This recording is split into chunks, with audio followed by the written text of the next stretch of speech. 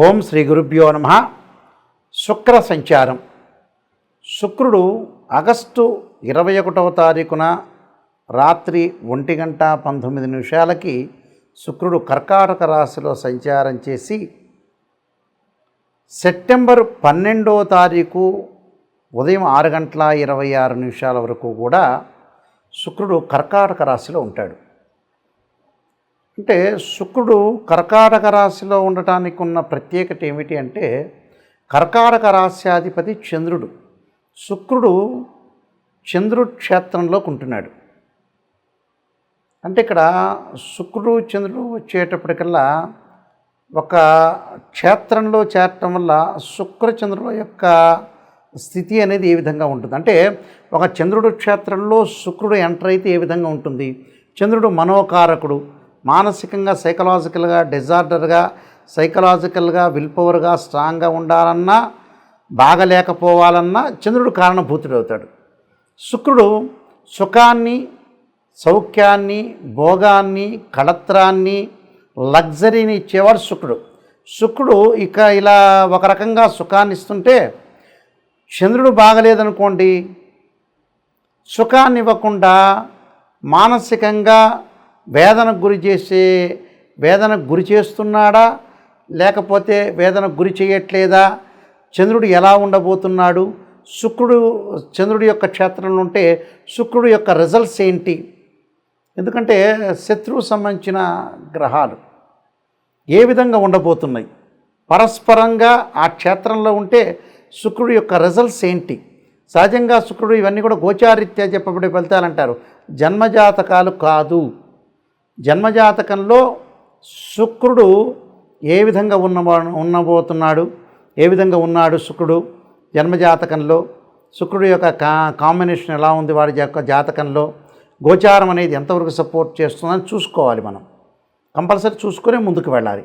కాబట్టి ఇక్కడ శుక్రుడు చంద్రుడి యొక్క క్షేత్రంలో ఉంటే ఎలా ఉండబోతున్నాడు. శుక్రుడు సహజంగా 1, 2, 4, 5, 8, 9, 11 స్థానాల్లో ఉంటే సుఫలితాన్ని ఇస్తాడు. ఎవరి నుంచి? వాళ్ళ రాశి నుంచి. శుక్రుడు కళత్రకారకుడు, సుఖకారకుడు, భోగకారకుడు, సౌఖ్యకారకుడు. ఎలా ఉండబోతున్నాడో ఒక్కసారి మనం ద్వాదశ రాశుల వాళ్ళ యొక్క ఫలితాలని మనం శుక్రగ్రహం అనేది అనుకూలిస్తుందా ప్రతికూలిస్తుందా ఒకసారి మనం అనాలిసిస్ చేద్దాం. కుంభరాశి వారికి శుక్రుడు యొక్క సంచారం అనేది ఏ విధంగా ఉండబోతుంది. షష్టమ స్థానంలో శుక్రుడు ఉన్నాడు. కుంభరాశి వారికి ముఖ్యంగా చతుర్థాధిపతి అయిన శుక్రుడు షష్టమ స్థానంలో ఉన్నాడు. షష్టమ స్థానంలో ఉండటం, అలానే ఈ రాశి వారికి వచ్చేటప్పటికల్లా ముఖ్యంగా భాగ్యాధిపతి కూడా, అంటే భాగ్యాధిపతి అలానే చతుర్థాధిపతి షష్టమ స్థానంలో ఉన్నాడు. శని శుక్రుడికి మిత్రుడు, శుక్రుడు శనికి మిత్రుడు. ముఖ్యంగా శుక్రుడు చంద్రుడికి శత్రువు అవుతాడు, చంద్రుడు శుక్రుడికి సముడు అవుతాడు. అంటే శత్రుక్షేత్రంలోకి ఎంటర్ అవుతున్నాడు శుక్రుడు. అంటే అది ఆ స్థానం ఏంటి? 6వ స్థానం. 6వ స్థానంలో ఎలా ఉండబోతుంది అంటే, సహజంగా విరోధ భావాలతో కూడిన వాతావరణం, అకాల కలహాలు, అకాలంగా చిన్న విషయాలకి చిలికి గాలివాన కావటం, భార్యాభర్తల మధ్యలో అనుకూలంగా లేకపోవటం, శత్రుపీడ, శత్రు వృద్ధి, దాయాదులు, అన్నదమ్ముల మధ్యలో ఆస్తి పంపకాలు విషయంలో గొడవలు, కోర్టు సమస్యలు, పిత్రార్జితం రాలేదని అన్నదమ్ముల మధ్యలో వైరము, వైషమ్యము, డిస్ప్యూట్ జరగటం, ప్రతివాదనలు, భార్యాబిడ్డల మూలకంగా కూడా వ్యయ ప్రయాసాలు జరగటం, తలచిన ప్రతి కార్యక్రమాలు కూడా కొంత నెరవేరకుండా ఆటంకాల్లో ఉండటం, పెంపుడు జంతువుల వల్ల కూడా కొంత ఇబ్బందులు, ఎక్కడికైనా మన ఎక్స్కర్షన్ వెళ్ళినా కూడా కొంత జాగ్రత్తగా ఉండాలి. విద్యార్థులు కొంత జాగ్రత్తగా ఉండాలి. అంటే విద్యార్థులు అధిక శ్రద్ధతో ఉంటే ఉత్తీర్ణత సాధించే అవకాశాలు ఎక్కువ ఉంటాయి. తలచిన ప్రతి కార్యక్రమాలు కూడా కొన్ని నెరవేరే అవకాశాలు లేకపోవటం, కొంత మానసికంగా ఆందోళన, స్త్రీలకి గైనకు సంబంధించిన ప్రాబ్లమ్స్, ఆరోగ్యం అనేది కొంత ఆందోళనకరంగా కొద్దిగా ఉండే అవకాశాలు ఎక్కువ ఉంటాయి. ఆరోగ్యపరంగా కుంభరాశి వాళ్ళకి జాగ్రత్తగా ఉండటం మంచిది. ప్రమాదాలు, వాహన ప్రమాదాలు జరగకుండా చూసుకోవాలి. విద్యార్థులు మంచి ఉత్తీర్ణత సాధించే అవకాశాలు ఉంటాయి. భార్యాభర్తల మధ్యలో సమస్యలు రాకుండా చూసుకోవాలి. అభిప్రాయ భేదాలు, ఏకీభావం అనేది చాలా ఇంపార్టెంట్. ఆ ఏకీభావం లేకపోతే అనవసరం రిస్కు తగాదలు జరగటం తప్పితే ఏమీ లేదు ఇక్కడ. చెట్లు పెంపకంలో చేసుకునే అవకాశాలు ఎక్కువ ఉంటాయి.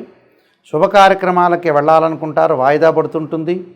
బంగారు ఆభరణాలు కొనుగోలు చేయాలనుకుంటారు, వాయిదాలు పడుతుంటుంది. అలానే దేవాలయం సందర్శనలు జరుగుతుంటాయి. తీర్థయాత్రలు, పుణ్యక్షేత్రాలకు వెళ్ళే అవకాశాలు ఎక్కువ ఉంటాయి. వీళ్ళని కొంతమంది మోసగించే అవకాశం కూడా డబ్బు పరంగా ఉంటుంది. డబ్బును మటుకు ట్రాన్సాక్షన్స్ చేయొద్దండి. డబ్బు అనేది ఆర్థిక పరంగా ఆదాయం అనేది బాగా వస్తుంది, కానీ ట్రాన్సాక్షన్స్ విషయంలో చాలా జాగ్రత్త ఉండాలి.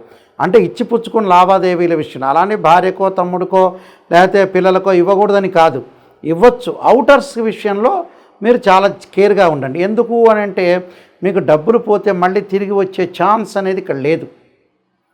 అలానే పెళ్ళిళ్ళల్లో కానీ స్త్రీలు బంగారు ఆభరణాలు కానీ ఎవరింటి చుట్టాలింటికి వెళ్ళినప్పుడు కానీ ఎక్కడ పడితే అక్కడ బంగారు ఆభరణాలు పెట్టద్దండి. బంగారం దొంగతనం జరిగే అవకాశాలు ఎక్కువ ఉంటాయి.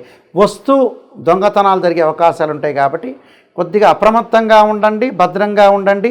భద్రంగా వెళ్ళి ముందుకు వెళ్ళటం చాలా ఇంపార్టెంట్. లేకపోతే ఏంటంటే చాలా ప్రమాదకరమైన విషయాల్లోకి ముందుకు వెళ్ళే అవకాశాలు ఎక్కువ ఉంటాయి. కాబట్టి జాగ్రత్తగా వివరించి ముందుకు వెళ్ళటం మంచిది.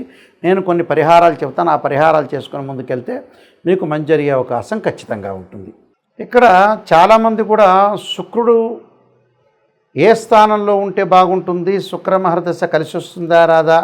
కొన్ని లగ్నాలకు శుక్రమహర్దశ కలిసి వస్తుంది, కొన్ని లగ్నాలకి శుక్రమహర్దశ కలిసి రాదు. సహజంగా ఏమిటి అని అంటే వృషభ లగ్నంలో జన్మించిన వాళ్ళకి, తులా లగ్నంలో జన్మించిన వాళ్ళకి శుక్రమహర్దశ బాగా కలిసి వస్తుంటుంది. అలానే మకర లగ్నంలో జన్మించిన వాళ్ళకి కూడా శుక్రమహర్దశ కలిసి వస్తుంటుంది. మనం ఏ మహర్దశలో కలిసి వచ్చిన వాళ్ళకి కలిసి వస్తుందో కూడా చూసుకోవాలి. అలానే మిథున లగ్నంలో జన్మించిన వాళ్ళకు కూడా శుక్రమహర్దశ బాగా కలిసి వస్తుంది. అయితే శుక్రుడు దశ అంతర్దశలు ఏ విధంగా ఉన్నాయి? అంతర్దశల్లో బాగుపడవచ్చు, దశల్లో కూడా బాగుపడవచ్చు. అయితే శుక్రగ్రహం అనేది నీచ స్థానంలో ఉంటే ఒక రకంగాను, శుక్రుడు జన్మజాతకంలో శుక్రుడు రాహుతో కానీ కేతువు కానీ కంజంక్షన్ కాకూడదు. శుక్రుడు ఎప్పుడూ కూడా కుజుడితో కంజంక్షన్ కాకూడదు, శనితో కూడా కంజంక్షన్ కాకూడదు. శుక్రుడు ఎప్పుడూ కూడా అశ్విని, మఖ, మూలా నక్షత్రాల్లో ఉండకూడదు. శుక్రుడు ఆరుద్ర, స్వాతి, శతభిష నక్షత్రంలో ఉండకూడదు. శుక్రుడు మృగశిర, చిత్త, ధనిష్ట నక్షత్రంలో ఉండకూడదు. శుక్రుడు పుష్యమి, అనురాధ, ఉత్తరాభాద్ర నక్షత్రంలో ఉండటం అనేది మంచిది కాదు. అంటే శుక్రుడు ఎవరు? కళత్రకారకుడు, అంటే వివాహకారకుడు. అంటే డిఫరెన్స్ ఆఫ్ ఒపీనియన్స్ జరగకుండా లైఫ్ లాంగ్లో శుక్రుడు అనుకూలత సాధిస్తేనే మన లైఫ్ అనేది ముందుకు వెళ్ళగలుగుతారు. అంటే భార్యాభర్తల అన్యోన్య దాంపత్యం అనేది చాలా ఇంపార్టెంట్. శుక్రుడికి సహజంగా స్వక్షేత్రాలు వృషభము, తుల స్వక్షేత్రాలు.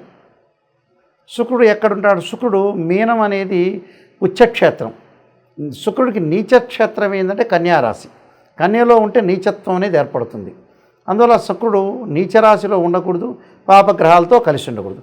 అలా ఒకవేళ మీ జన్మజాతకంలో ఉన్న గోచారంలో శుక్రగ్రహం మీకు బాగలేకపోయినా నేను చెప్పే పరిహారాలు పాటించండి. కానీ బర్త్ చార్ట్ని చూసే పరిహారం అనేది చేయాలి. సాధారణంగా కొన్ని చిన్న చిన్న పరిహారాలు చెప్పబోతున్నా, ఆ పరిహారాలు మీరు పాటించండి. మహాకాళి, మహాలక్ష్మి, మహాసరస్వతి అంటే ఏదైతే శుక్రుడికి చక్కగా కమలాక్షి స్తోత్ర పఠనం చేయటం, కమలాదేవిని అంటే అమ్మవారి యొక్క ఆరాధన చేయటం, పాదరసపు లక్ష్మీ దేవిని ఆరాధన చేసి లక్ష్మీ అష్టోత్తరంతో పూజ చేయటం, శ్రీ సూక్తం పారాయణం చేయటం, మహాలక్ష్మి హోమం చేయటం. శుక్రగ్రహం బాగలేదు, మేము విడిపోతున్నాం, భార్యాభర్తల మధ్యలో బాండింగ్ అనేది లేదు అనంటే ఖచ్చితంగా భృగుపాస్పదాస్త్ర రుద్రాభిషేకం, భృగుపాస్పదాస్త్ర హోమము, అలానే శుక్ర జపము చాలా ఇంపార్టెంట్. ఇక్కడ 10 శివలింగాలు పెట్టి అభిషేకం చేస్తారు. భృగుపాస్పదాస్త్ర రుద్రాభిషేకం అంటే మామూలుకి చేయరు. అందువల్ల శుక్రుడు ఎలా ఉన్నాడు, నిజంగా బాగున్నాడా, మన జాతకంలో బాగలేదా? శుక్ర జపం ఉంటుంది. ఆ శుక్ర జపం చేయటం, బొబ్బర్లు దానం చేయటం, శుక్రుడి విగ్రహానికి పంచామృతంతో, పండరసంతో, చెరుకు రసంతో అభిషేకం చేయాలి శుక్రవారం రోజున. వీలైతే శుక్రవారం శుక్రహోరలో అమ్మవారి యొక్క ఆరాధన చేయటం మంచిది. వీలైతే ఇంటి దగ్గర శుక్ర జపం చేయాలి. కానీ వాస్తవంగా వేదోక్త మంత్రం బ్రాహ్మణోత్తములు చేయాలి. అభిషేకాలు ఇవన్నీ కూడా బ్రాహ్మణోత్తములతో చేస్తే మనకు మంచి ఫలితాలు వచ్చే అవకాశం ఖచ్చితంగా ఉంటుంది. శుక్రగ్రహం ఎప్పుడూ కూడా నీచ స్థానంలో ఉంటే ఇబ్బందికరమైన వాతావరణం ఉంటుంది. కన్యా రాశిలో నీచత్వం అనేది శుక్రుడు ఉన్నాడు అనుకోండి, ఉదాహరణకి వివాహ బంధం అనేది కరెక్ట్గా బాండింగ్ ఉండదు.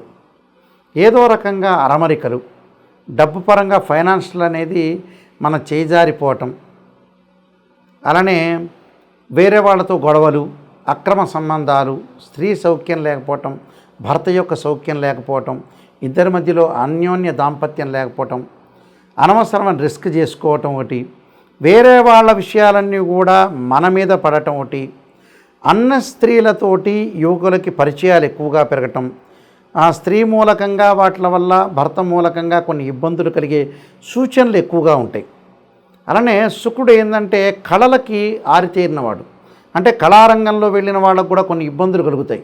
పారిశ్రామికంగా సినిమా పరిశ్రమలోకి వెళ్ళిన వ్యక్తులకు కూడా సినిమాల్లోకి చేరలేకపోవటం, మంచి పాత్రలు రాకపోవటం, డ్రామాలు వేయలేకపోవటం, సంగీతంలో డ్యాన్స్ లాంటి వాటి మీద కానీ, ఏదైతే వీణ కానీ, వైలిన్ కానీ, హార్మోని కానీ, ఏదైతే ఎక్స్ట్రా సంబంధించిన యాక్టివిటీస్ ఉన్నాయో అవన్నీ మనం చేయలేకపోవటం.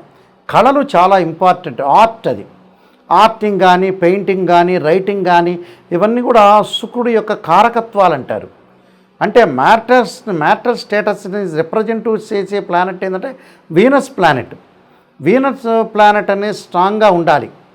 ఒక రకంగా గురువు సంతానకారకుడైతే శుక్రుడు కూడా శుక్రకణాలు అంటాం కదా మనం, ఆయన కూడా సంతానాన్ని ప్రసాదించే కారకుడు శుక్రుడు కూడా. కాబట్టి శుక్రగ్రహాన్ని కూడా మనం ఒకసారి చూసుకుని ముందుకు వెళ్ళాలి. సర్వే జనా సుఖినో భవంతు.